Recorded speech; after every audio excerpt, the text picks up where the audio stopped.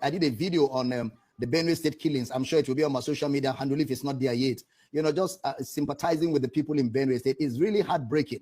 It's disheartening what is happening in Nigeria. And even in my video, I said it is the responsibility of government to protect life and properties.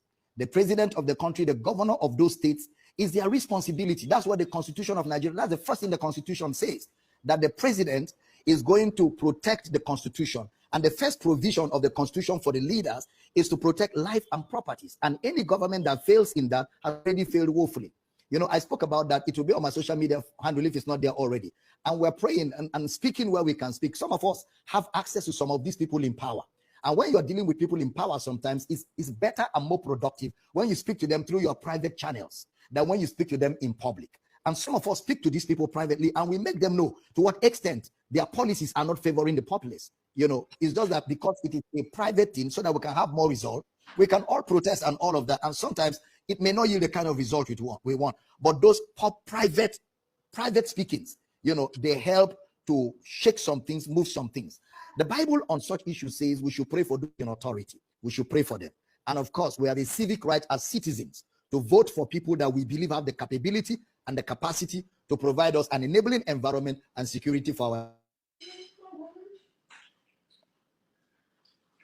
nation. And we wait for the next election. We ensure that in the next elections, we do our due diligence by voting the right people that we believe have what it takes to give us the kind of government that we want.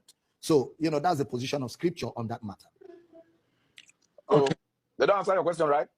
Yes, I just want to know what is the church responsibility if government has failed. No, government has failed, actually. What is the church responsibility?